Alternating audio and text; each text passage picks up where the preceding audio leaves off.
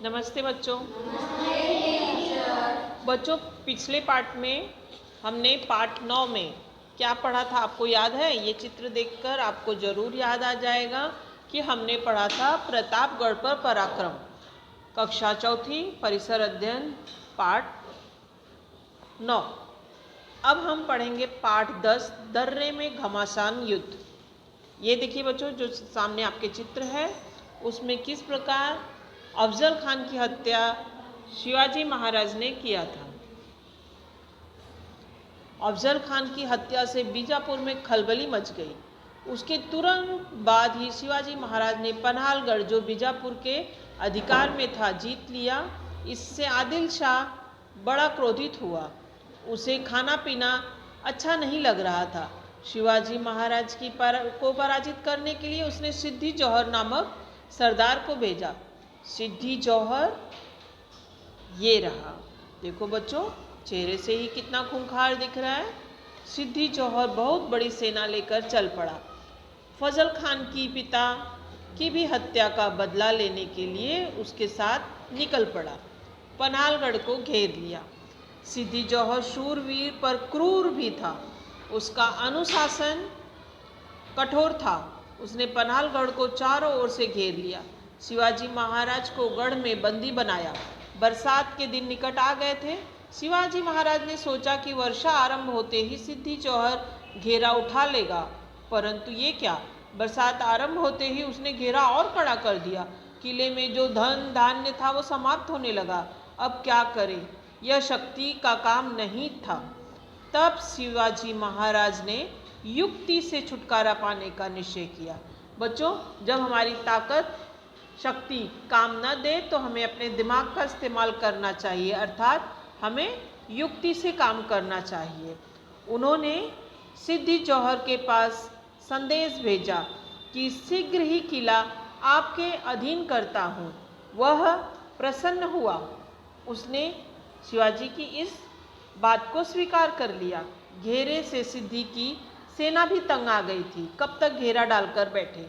यह सुनकर सैनिक भी खुश हो गए और शिवाजी महाराज शरण में आ रहे हैं।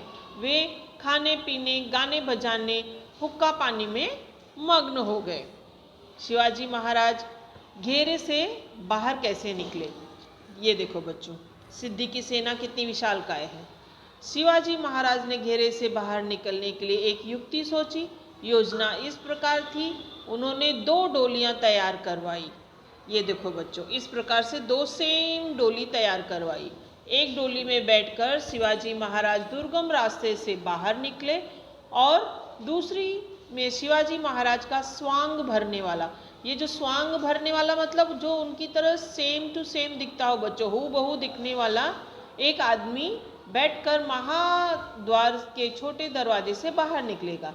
यह दूसरी डोली शत्रु सेना को सहज दिखाई दे देगी, इसलिए वह पकड़ी जाएगी और शत्रु सेना यह समझकर खुशी से झूम उठेंगे कि शिवाजी महाराज ही पकड़े गए। इस बीच शिवाजी महाराज दुर्गम रास्ते से बाहर खिसक जाएंगे, लेकिन शिवाजी महाराज का स्वांग भरेगा कौन?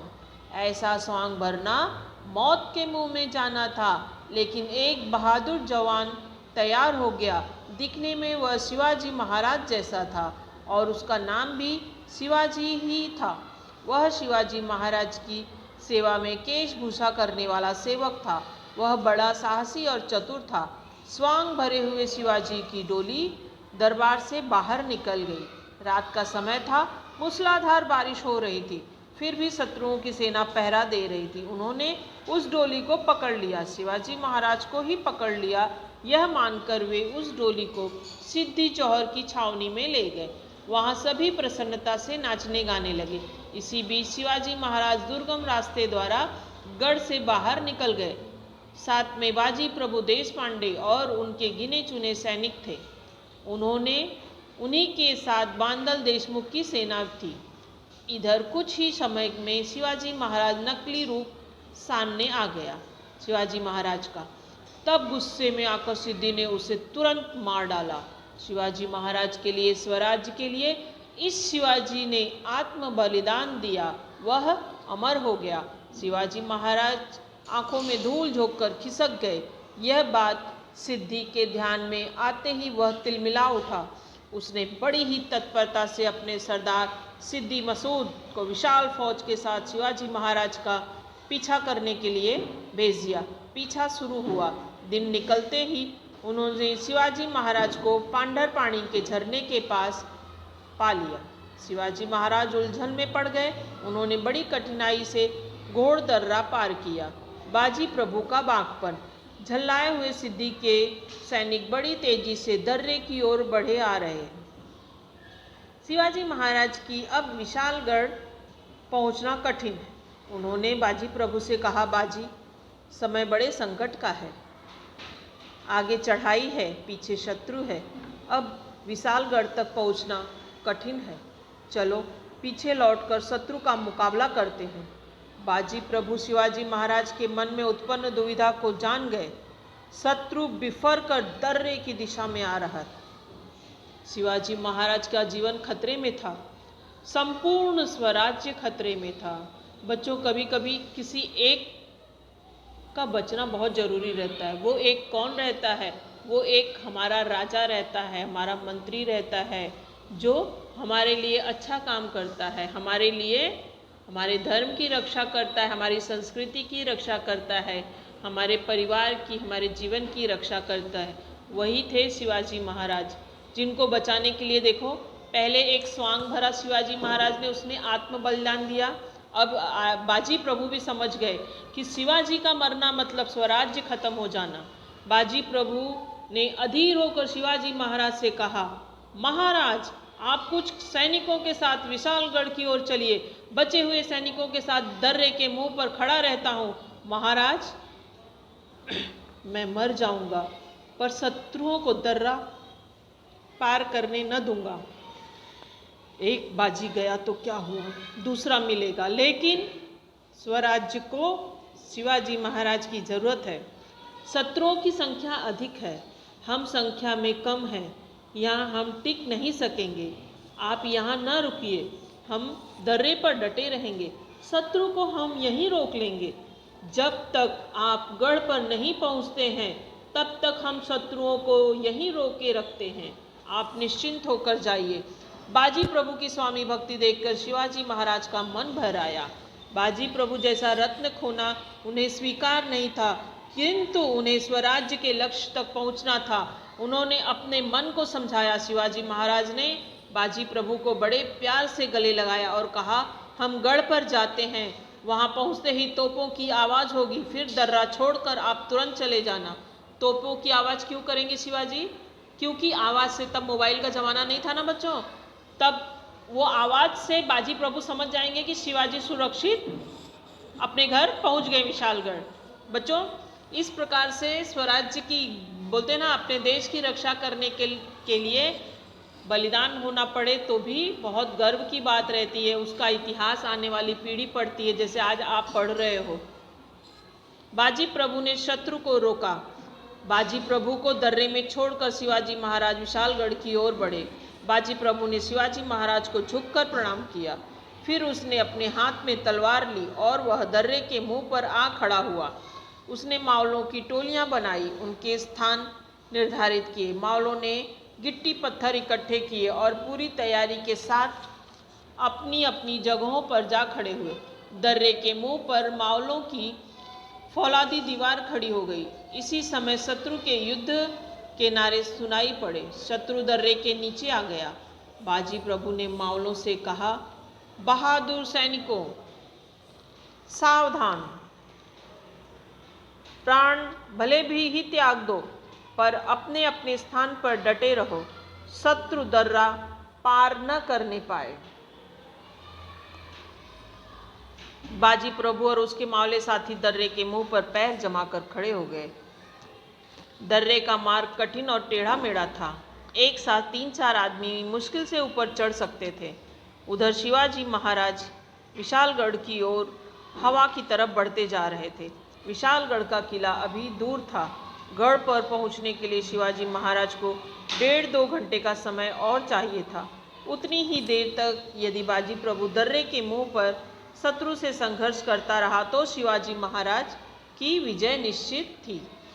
ये देखो बच्चों, घोड़ दर्रे में किस प्रकार से घमासान युद्ध हो रहा है। दर्रे में युद्ध शुरू हो गया। शत्रु की सेना दर्रा चढ़ने लगी। शत्रु की पहली टुकड़ी दर्रे में आकर रुक गई। मावलों ने शत्रुओं पर पत्थरों की वर्षा शुरू की। पत्थर बरसाने में मावले होशियार थे। वे चतुराई से युद्ध करने लगे। शिवाजी महाराज के मावलों ने कई शत्रुओं का सफाया किया। कई सैनिकों के सिर फूट गए। पहली टुकड़ी पराजित हुई, वह पीछे हटी। फिर दूसरी टुकड़ी बड़े उत्साह से दर्रा चढ़ने लगी। बाजी प्रभु चिल्ला उठा, मारो काटो। मावले जोश से भर उठे। हर हर महादेव का नारा लगाते हुए वे शत्रु पर टूट पड़े। बच्चों, जब हम अपने भगवान को याद करते हैं, इष्ट देव को, तो हमको दुगनी ताकत मिलती है। इसलिए कभी भी संकट में आओ तो अपने भगवान को जरूर याद करो। पत्थरों की वर्षा शुरू हुई। शत्रु धड़ाधड़ गिरने लगे। जोश के साथ बाजी प्रभु चिल्लाया, शाबाश मेरे वीर सिपाहियों, और पत्थर बरसाओ, शत्रु को मारो, जोर से प्रहार करो, शाबाश। दूसरी टुकड़ी नष्ट हुई। उधर घोड़े पर सवार शिवाजी महाराज विशाल गढ़ की ओर तेजी से बढ़ते जा रहे थे। गढ़ की सीमा निकट आ रही थी। प्रत्येक क्षण बड़ा ही महत्वपूर्ण था। विशालगढ़ के नीचे शत्रुओं की घेराबंदी थी। शिवाजी महाराज ने कुछ चुने हुए साथियों के साथ शत्रु पर आक्रमण कर दिया। शत्रु सैनिकों का मुकाबला करते हुए शिवाजी महाराज आगे बढ़े। वे अपने मावलों के साथ शत्रु के घेरे को तोड़कर विशालगढ़ की ओर बढ़ रहे थे। बाजी प्रभु का पराक्रम, हमारे बाजी प्रभु का पराक्रम। यहाँ घोड़ दर्रे में घमासान चल रहा था। सिद्दी मसूद क्रुद्ध हो उठा था। उसकी तीसरी टुकड़ी दर्रा चढ़ने लगी। मराठों ने अपूर्व वीरता का परिचय दिया। शत्रु ने बाजी प्रभु पर हमला किया, उसको घेर लिया। बाजी प्रभु आवेश से लड़ने लगा। उसने अद्भुत पराक्रम दिखाया। बाजी प्रभु के शरीर पर बहुत प्रहार हुए थे। अंग अंग पर घाव लगे थे। शरीर से खून की धाराएं बहने लगी। फिर भी वह अपने स्थान पर अडिग रहा। उसका शरीर खून से लथपथ हो गया, मगर वह पीछे नहीं हटा। उसने मावलों को ऊंची आवाज में आदेश दिया। मावलों ने बड़े जोश के साथ शत्रु पर धावा बोल दिया। शत्रु पीछे हटा। बाजी प्रभु घायल हो गए। फिर भी युद्ध जारी रखने के लिए वह मावलों को प्रेरणा दे रहे थे। उनका सारा ध्यान तोपों की आवाज की ओर लगा था। तोपों की आवाज की ओर क्यों लगा था बच्चों? क्योंकि जब शिवाजी महाराज विशालगढ़ पर पहुंच जाएंगे तभी तोप की आवाज आएगी ना। तब इनको लगेगा कि हमारे महाराज सुरक्षित वहां पर पहुंच गए हैं। जैसे हम मम्मी बोलती है ना, वहां पहुंच जाना तो मोबाइल से मुझे फोन करना। ये मतलब हमें संकेत चाहिए कि हाँ, हमारा व्यक्ति सही सलामत पहुंच गया। वह पावन दर्रा। उसी समय तोपों की आवाज हुई बच्चों। युद्ध भूमि में गिरे हुए बाजी प्रभु के कानों में तोपों की आवाज सुनाई पड़ी।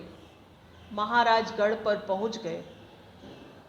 मैंने अपना कर्तव्य पूरा किया, अब मैं प्रसन्नता से मर सकता हूँ, कहकर स्वामी भक्त बाजी प्रभु ने प्राण त्याग दिए। अब विशालगढ़ पर महाराज को इस बात का पता चला, तब उन्हें बहुत दुख हुआ और उन्होंने कहा, बाजी प्रभु देश पांडे स्वराज्य के लिए शहीद हुए। बांदल के लोगों ने पराकाष्ठा का युद्ध किया। बाजी प्रभु जैसे देशभक्त के कारण ही स्वराज्य आगे बढ़ा। उस स्वामी भक्त के रक्त से घोड़ दर्रा पवित्र हो गया। पावन दर्रा के नाम से यह दर्रा इतिहास में अमर हुआ। धन्य थे वे वीर और धन्य था वो बाजी प्रभु। ये है बच्चों पावन दर्रा।